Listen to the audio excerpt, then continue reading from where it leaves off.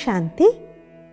ETV live ఆధ్యాత్మిక channel మానస కార్యక్రమానికి మీకందరికీ స్వాగతం, సుస్వాగతం. రాజయోగం యొక్క విధి విధానం, దానివల్ల లాభాలు మనం కిందటి ఎపిసోడ్స్లో చాలా విపులంగా తెలుసుకున్నాము. అయితే ఇవాళ రాజయోగం ద్వారా లభించే శక్తులు ఏంటో తెలుసుకుందాం. అయితే చాలామంది కామన్గా అడిగేటువంటి క్వశ్చన్ ఏంటంటే, సిస్టర్ మరి మేము మెడిటేషన్ ఎప్పుడు చేసుకోవాలి అని చెప్పి. అమృత ఘడియలు అంటే తెల్లవారుజామున 4 లెగిసి చేయగలిగితే చాలా మంచిది. ఒకవేళ తెల్లవారుజామున 4 లెగవడం కష్టంగా అనిపిస్తున్నట్లయితే మీరు ఎప్పుడు లెగిస్తే అప్పుడు చేసుకోవడం మంచిది. Preferably before 6 o'clock in the morning 6 o'clock అంటే సూర్యోదయం ముందు చేస్తే చాలా మంచిది. అలాగే సాయంత్రం వేళల్లో 6 నుంచి 8 మధ్యలో కూడా చేసుకోవచ్చు, అప్పుడు కూడా చాలా మంచిది. ఇంకా మీరు బ్రహ్మకుమారిస్ ఆశ్రమాలకు వచ్చి చూసినట్లయితే ఇక్కడ ప్రతి గంటకి చిన్న మెడిటేషన్ మ్యూజిక్ వస్తుందన్నమాట. అది జస్ట్ 1 or 2 minutes ఉంటుంది అంతే. ఆ 1 or 2 minutesలో ఎక్కడున్న వాళ్ళు అక్కడే కూర్చుని 2 minutes అన్న రాజయోగ ప్రాక్టీస్ చేస్తారు. ఎందుకంటే ఆ 2 నిమిషాలు చేసినటువంటి ప్రాక్టీస్ నెక్స్ట్ 1 hourకి ఆత్మరూపి బ్యాటరీని ఛార్జ్ చేస్తుంది. చాలా ఎనర్జెటిక్గా ఫీల్ అవుతాం, చాలా ఉత్సాహంగా ఫీల్ అవుతాం అన్నమాట. మైండ్ చాలా క్లియర్ అయిపోతుంది. హాస్పిటల్స్ కూడా రోజుకు 3 సార్లు తడిగుడ్డలు పెడతారు. ఎందుకు? అక్కడ ఇన్ఫెక్షన్స్ ఎక్కువ వస్తాయి కాబట్టి. సో ఉదయం షిఫ్ట్ వాళ్ళు క్లీన్ చేస్తారు, ఆఫ్టర్నూన్ షిఫ్ట్ వాళ్ళు క్లీన్ చేస్తారు, నైట్ షిఫ్ట్ వాళ్ళు కూడా క్లీన్ చేస్తారు, డిస్ఇన్ఫెక్టెంట్ చేస్తారు.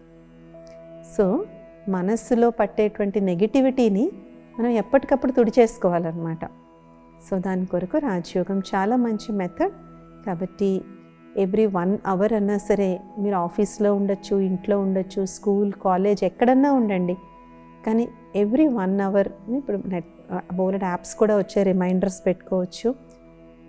జస్ట్ మీరు ఎక్కడుంటే అక్కడ కాసేపు కూర్చుని ఒక 3 times breathe in breathe out చేసి, just I'm a soul, my father is the supreme soul. ఈ చింతనలో కొన్ని ఘడియలు గడిపినా కూడా మీకు ప్రాక్టికల్గా మీరు ఎక్స్పీరియన్స్ చేస్తారు.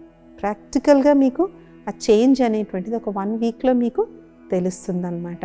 ఇంతకుముందు వచ్చేటువంటి చికాకు, ప్రతిదానికి సులువుగా కోపం వచ్చేటువంటి వాళ్ళకి కోపం బాగా తగ్గుతుంది, ఇంద్రియ నిగ్రహం అనేటువంటిది పెరుగుతుంది.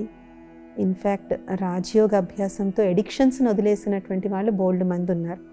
వాళ్ళందరివి థీసిస్ కూడా సబ్మిట్ చేశారు, రీసెర్చ్ పేపర్స్ కూడా చేశారు. రాజయోగము ప్లస్ సాత్విక జీవన విధానం వల్ల సిగరెట్, మందు, జర్దా, కిళ్ళి ఇలాంటి అనేక దుర్వ్యసనాలను వదిలేసిన వాళ్ళు బోల్డ్ మంది ఉన్నారు. బికాజ్ మైండ్ని అంత స్ట్రాంగ్గా, విల్ పవర్ని అంతగా పెంచుతుంది అన్నమాట.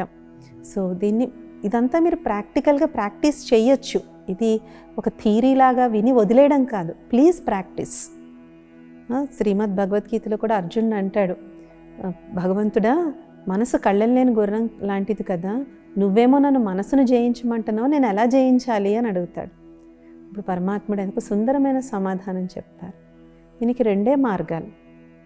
మొదటిది అభ్యాసం, రెండవది వైరాగ్యం. సో అభ్యాసం ఫస్ట్ చెప్పారు. అభ్యాసం చేసే కొద్దీ వైరాగ్యం అదే వస్తుంది. కానీ వైరాగ్యం వస్తుందని భయపడిపోకండి, మీరేమి ఇల్లు వాకిలి వదిలి వెళ్ళిపోతారని కాదు. ఏదైతే వ్యర్థమో, వేస్ట్, నెగిటివ్ ఏదైతే ఉందో దాని నుంచి వైరాగ్యం అనేటువంటిది వస్తుందన్నమాట. కాబట్టి ఇలాగ డేలో వీలైనంత వరకు ఇది ప్రాక్టీస్ చేయాలి. అలాగే మీరు వంట చేసేటప్పుడు, ఎస్పెషల్లీ ఇంట్లో ఎవరైతే వంట చేస్తారో, వంట చేసేటప్పుడు కొంతమంది సినిమా పాటలు వింటూ చేస్తారు, కొంతమంది టీవీ సీరియల్స్ చూస్తూ చేస్తారు. అది అంత మంచి పద్ధతి కాదు. కొంతమంది న్యూస్ వింటూ చేస్తారు. ఇంకా చూడండి, ధ్వని అనేటువంటిది వైబ్రేషన్స్ని స్ప్రెడ్ చేస్తుంది. కాబట్టి ఆ నెగిటివ్ వైబ్రేషన్స్ మీరు తినే ఆహారం మీద పడతాయి.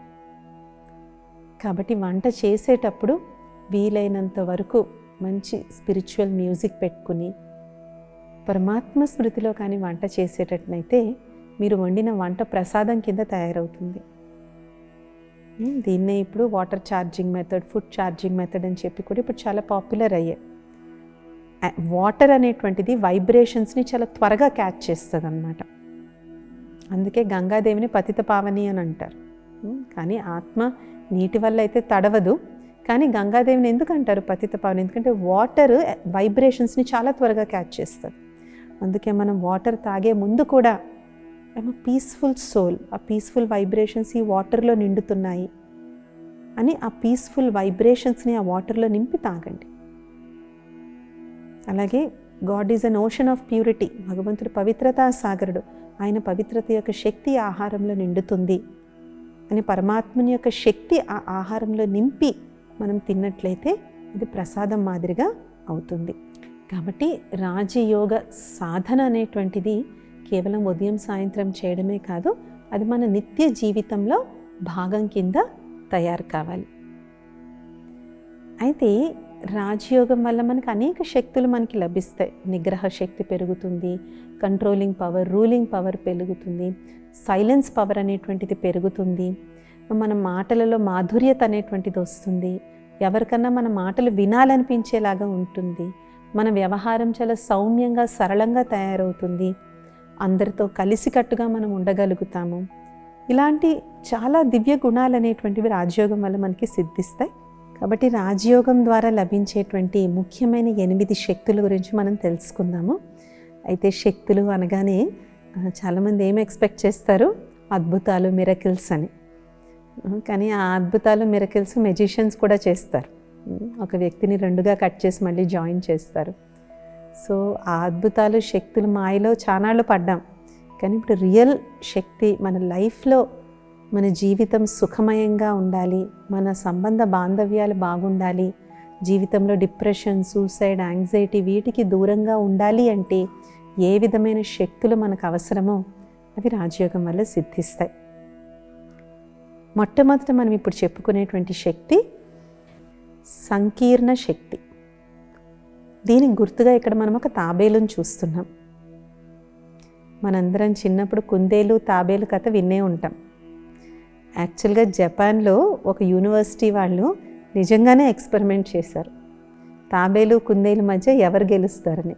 నిజంగా తాబేలే గెలిచింది. అందుకే నిదానమే ప్రధానం అని అంటారు. Slow and steady wins the race అని అంటారు. తాబేలు నుంచి మనం ఎన్నో మంచి గుణాలను నేర్చుకోవచ్చు. నిదానం, నెమ్మది, పైగా అది ఏం చేస్తుంది? దానికి అవసరమైనప్పుడే దాని అవయవాలను బయట పెడుతుంది. లేదంటే మొత్తం అవయవాలన్నింటినీ కూడా సంకీర్ణం చేసుకుని, అంటే దగ్గరికి పెట్టుకుని ఆ డొప్పలో హాయిగా పడుకుంటుంది. అందుకే తాబేలు 100 సంవత్సరాలు బతుకుతాయి. ఇంకోటి, తాబేలు తాలూకా ఉచ్ఛ్వాస నిశ్వాస అంటే ఊపిరి గమనం కూడా చాలా స్లోగా ఉంటుంది. చాలా మెల్లగా శ్వాస తీసుకొని వదిలేస్తుంది. అదే ఎలుక ఉత్తినే చచ్చిపోద్ది, ఎందుకంటే దాని ఉచ్ఛ్వాస నిశ్వాస చాలా ఫాస్ట్గా ఉంటుంది. కాబట్టి ఏ విధంగా అయితే ఒక తాబేలు నెమ్మదిగా నిలకడగా ఉంటుందో, ఒక రాజయోగి కూడా తొందరపాటు నిర్ణయాలు తీసుకోవడం కానీ హడావిడిగా గజిబిజిగా ఉండడం అనేటువంటిది ఉండదు. అదేవిధంగా ఒక రాజయోగి తన కర్మేంద్రియాలను ఎప్పుడు, ఎక్కడ, ఎంతగా వినియోగించాలో అంతగా వినియోగిస్తాడు. దీన్ని అంతర్ముఖత అని అంటారు.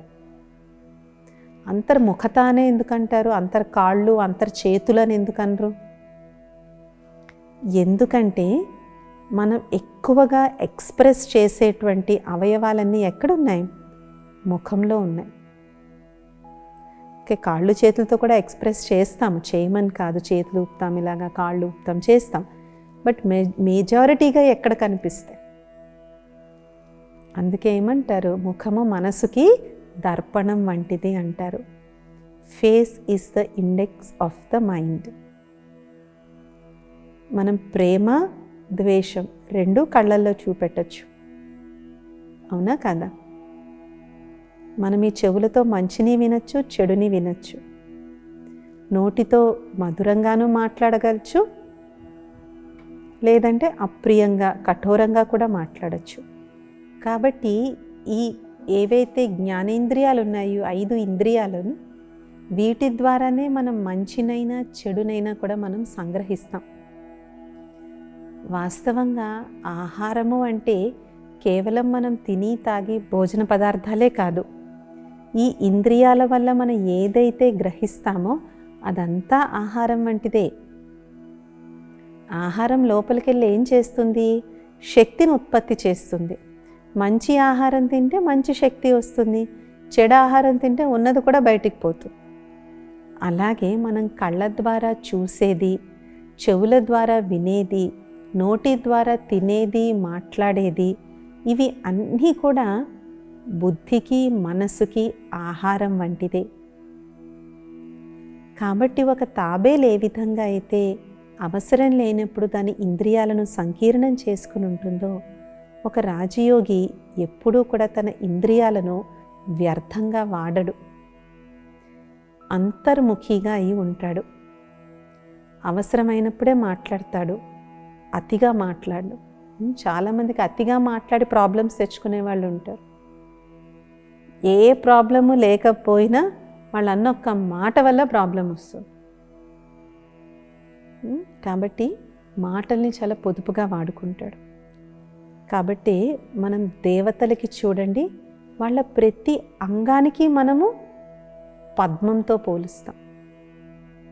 పద్మనయన అని అంటాం, అంటే వాళ్ళ కళ్ళు అంత పవిత్రంగా ఉంటాయని. పద్మహస్త అని అంటాం, అంటే వాళ్ళ చేతులు కూడా అంత పవిత్రంగా ఉన్నాయని. అలాగే దేవతల యొక్క పెదాలు ఎలా చూపిస్తారు? చిరునవ్వు నవ్వుతూ చూపిస్తారు. ఇలా గట్టిగా నవ్వుతున్నట్టు, గట్టిగా మాట్లాడుతున్నట్టు ఎక్కడన్నా ఉంటుందా? లేదు. చాలా సౌమ్యంగా, చాలా సాత్వికంగా ఉంటారు. ఈ ఇంద్రియాలు అనేటువంటివి మన దగ్గర ఉన్న సూపర్ పవర్స్. వీటిని మనం ఎంతెంత దివ్యంగా వాడుకుంటే వాటిలో అంతంత దివ్యత అనేటువంటిది నిండుతుంది. అందుకే దేవతల దగ్గరికి వెళ్ళి ఏమంటారు? మీ చల్లని చూపు మా మీద పడితే చాలు అని అంటారు. ఎందుకు? వాళ్ళ ఇంద్రియాలు అంత పవిత్రంగా ఉన్న కారణంగా దేవతల యొక్క ఒక్క క్షణం యొక్క చూపుకు కూడా మనం గంటల తరబడి లైనుల్లో మనం నిల్చుంటాం. అలాగే మహాసాత్వీలు, మహాపుణ్యాత్ములు ఎవరైతే ఉంటారో వాళ్ళ అడుగు ఒక్కసారి మా ఇంట్లో పడితే చాలు అని అనుకుంటాం. మీ పాదం ఒకసారి మా ఇంట్లోకి పడితే చాలు అని అనుకుంటారు. ఎందుకు? వాళ్ళు ఈ జ్ఞానేంద్రియాలనే కాదు, ఈ కర్మేంద్రియాలను కూడా వాళ్ళు వ్యర్థంగా వాడరు. అన్ని ఇంద్రియాలను అవసరానికి తగ్గట్టుగానే వాళ్ళు వాడతారు. ఇది మొదటి శక్తి, సంకీర్ణ శక్తి. ఈ శక్తి వల్ల అనేక జబ్బుల నుంచి కూడా మనం దూరంగా ఉంటాం. కొంతమంది అంటారు, మేము తినడానికే బతుకుతున్నామండి అని. కొన్నాళ్ళకి తిండే వాళ్ళని మృత్యువుకి చేరువుగా చేస్తుంది. అవునా కాదా? తింటూనే ఉంటారు. ఏ టైంలో అన్నా తింటూనే ఉంటారు. పాపం అది ఒక వ్యసనం. యాక్చువల్గా it's a disorder. It's called eating disorder. తినకుండా ఉండలేరు వాళ్ళు. ఎన్ని జబ్బులు ఉంటాయో పాపం. అయినా సరే తిండిని మాత్రం వాళ్ళు కంట్రోల్ చేసుకోలేకపోతారు. అలాగే తాగుడు, సిగరెట్, మాదక ద్రవ్యాలు, ఇవన్నీ కూడా ఏంటి? ఇంద్రియాల యొక్క వీక్నెస్. ఆ టైంకి కొంతమంది సింపుల్గా టీకి బానిస అయిపోతారు, టీ కాఫీలకు బానిస అయిపోతారు. కాబట్టి ఆ టైంకి టీ కానీ కాఫీ కానీ తాగకపోతే భయంకరమైన తలనొప్పి వచ్చేస్తుంది. అవునా కాదా? కాబట్టి ఈ విధంగా ఇంద్రియ నిగ్రహం అనేటువంటిది రాజయోగం వల్ల మనకి లభిస్తుంది. ఇంద్రియాలకు మనం బానిసలం కాదు, ఇంద్రియాలకి మనం యజమానులుగా అయ్యి మనము ఉంటాం. అందుకే రాజయోగం అనేటువంటిది డీఅడిక్షన్కి చాలా మంచి మంత్రం వంటిది. చాలా మంచి రిజల్ట్ అనేటువంటిది డీఅడిక్షన్కి, అంటే దురలవాట్లు వదిలేయడానికి రాజయోగం చాలా బాగా పనిచేస్తుంది. తర్వాత మనం చూస్తున్నటువంటి శక్తి సర్దుబాటు శక్తి. ఇక్కడ మనం ఏం చూస్తున్నాము? పెట్టె బెడ్డింగ్ చూస్తున్నాం. పెట్టె బెడ్డింగ్ అంటే ఎక్కడికో ప్రయాణం. ఇంట్లో సూట్ కేస్ బయట ఉందనుకోండి, అడుగుతారు కదా, ఇంట్లో అందరూ అడుగుతారు, ఏంటండి ఊరెళ్తున్నారా? అవునా? అలాగే మనం ఊరెళ్ళేటప్పుడు మొత్తం ఇంటినంతా సర్దుతామా? అందులో ఇప్పుడు ఫ్లైట్లో వెళ్తే వెయిట్ రిస్ట్రిక్షన్ వచ్చేసింది.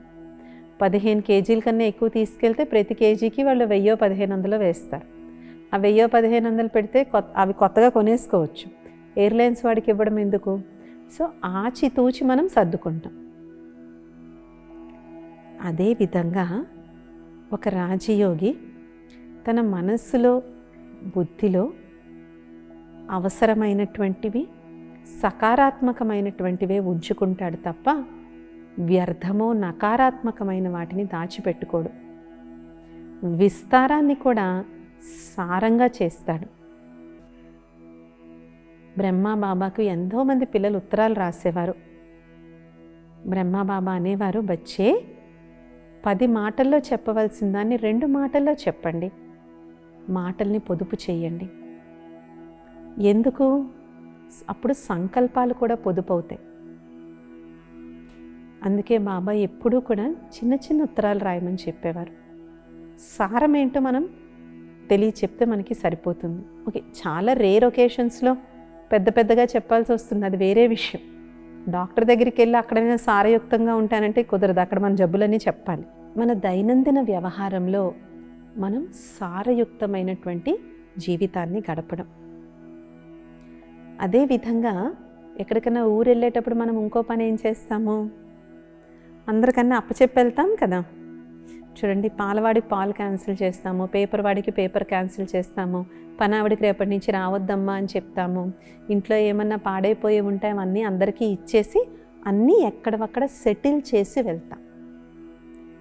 అదేవిధంగా ఆత్మ ఈ దేహాన్ని వదిలేటప్పటికల్లా ఆ జన్మలో అది చేసుకున్నటువంటి కర్మ లెక్కాచారాలన్నింటినీ సెటిల్ చేసుకుని వెళ్ళాలి.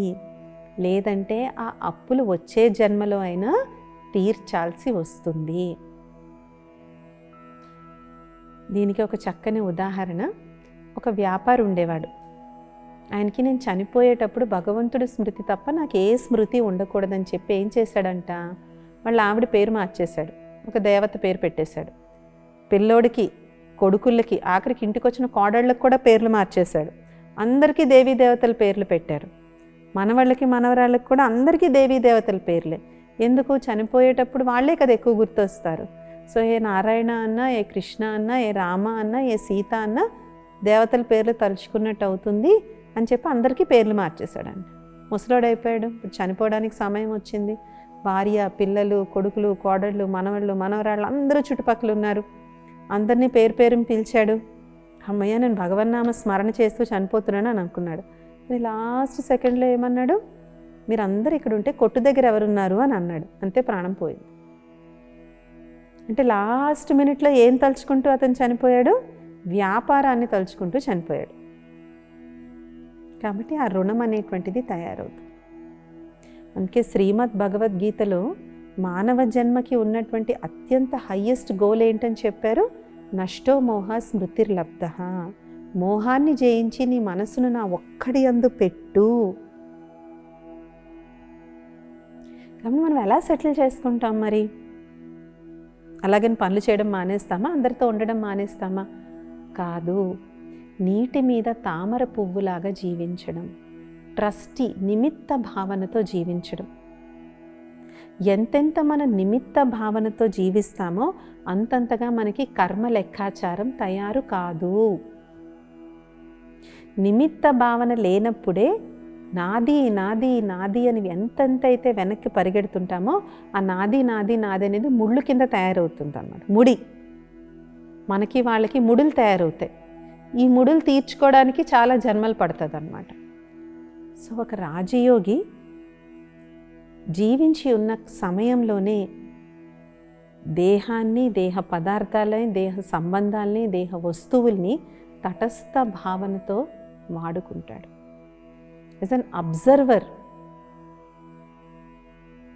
నేను ఇక్కడి నుంచి వెళ్ళిపోవాలి, ఇది శాశ్వతం కాదు, నేను ఏవైతే నావి నావి అనుకుంటున్నావి ఇవేవి నాతో రావు,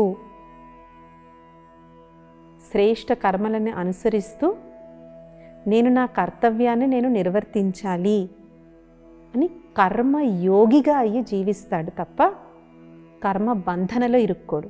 అలాగని కర్మ సన్యాసం చేయమని కాదు, కర్మ సన్యాసం కూడా ఒక బంధన అయిపోతుంది. ఎందుకు, వాళ్ళనందరినీ మనం రోడ్డు మీద వదిలేసి మనం వెళ్ళిపోతే ఆ బంధన ఎవరు తీర్చుకుంటారు? వాళ్ళని పెంచి పోషించాలి కాబట్టి వాళ్ళు మన జీవితంలోకి వచ్చారు. ఇప్పుడు నేను వాళ్ళని పట్టించుకొని మీరు అందరు నాకు బరువు అయిపోయారు నేను పట్టించుకోను అంటే కాదు. కాబట్టి పరమాత్ముడు అంటారు, కర్మ బంధనలో జీవించకండి, కర్మయోగిగా అయ్యి జీవించండి. కర్మయోగిగా అయ్యి జీవించడము అంటే ట్రస్టీ భావనతో, నిమిత్త భావనతో ఉండి జీవించడం. ఇది ఎలా సాధ్యపడుతుంది? అభ్యాసంతో.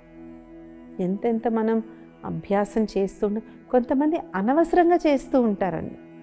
నా వాళ్ళు నా వాళ్ళు నా వాళ్ళు అని ఊరికి అనవసరంగా చేసి కూడా ప్రాబ్లమ్స్ తెచ్చుకుంటారు, ఎక్స్పెక్టేషన్స్ బిల్డ్ చేసుకుంటారు. అది అనవసరం. కాబట్టి ఈ విధంగా I'm always ready to pack. చూడండి, కొంతమంది గ్లోబ్ ట్రాటర్స్ ఉంటారు, వాళ్ళకి ట్రావెలింగ్ అంటే మహా పిచ్చి ఉంటుంది అన్నమాట. ఎప్పుడు ఏదో ఒక కొత్త ప్రదేశానికి తిరుగుతూనే ఉంటారు. వాళ్ళని ఏమంటారు, ఒక కాలు బయట ఒక కాలు లోపల అంటారు. అంటే వాళ్ళకి ఎప్పుడు కూడా ఒక కాలు బయట ఉంటుంది, ఒక కాలు లోపల ఉంటుంది అన్నమాట. ఎప్పుడు ఇంటి బయట నుంచి వెళ్ళిపోదామా అనే చూస్తూ ఉంటారు.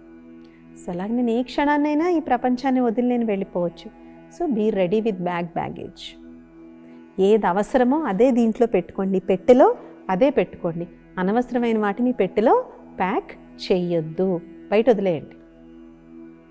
అందుకనే మీకు స్టార్టింగ్లో చెప్పింది ఏంటంటే ఎవ్రీ 1 hour ఈ మెడిటేషన్ యొక్క ప్రాక్టీస్ చేయండి. అప్పుడు అన్నీ వదిలేస్తాం, అనవసరమైనవన్నీ వదిలేస్తాం. లేదంటే ఉదయం జరిగిన ఇన్సిడెంట్ని మన రాత్రి వరకు గుర్తుపెట్టుకుంది.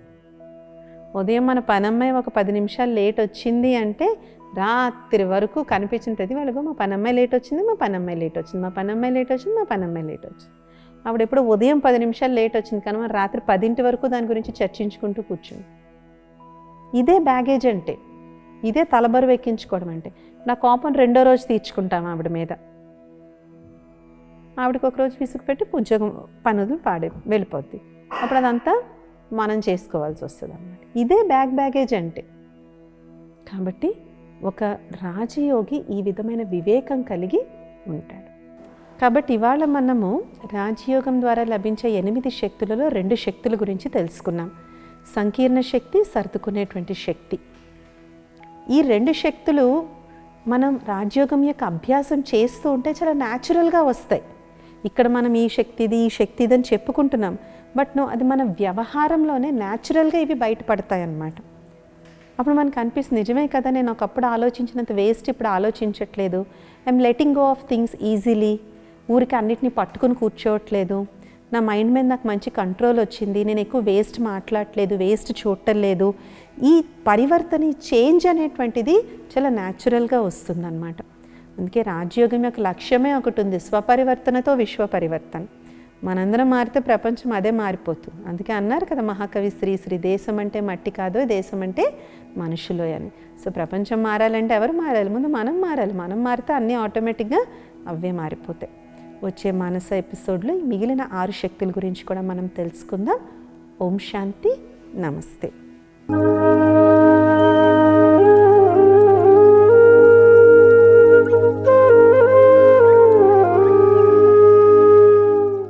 ఈ కార్యక్రమాన్ని తిరిగి చూడాలనుకుంటే www.youtube.com/@ETV Life Spiritual లో చూడవచ్చు.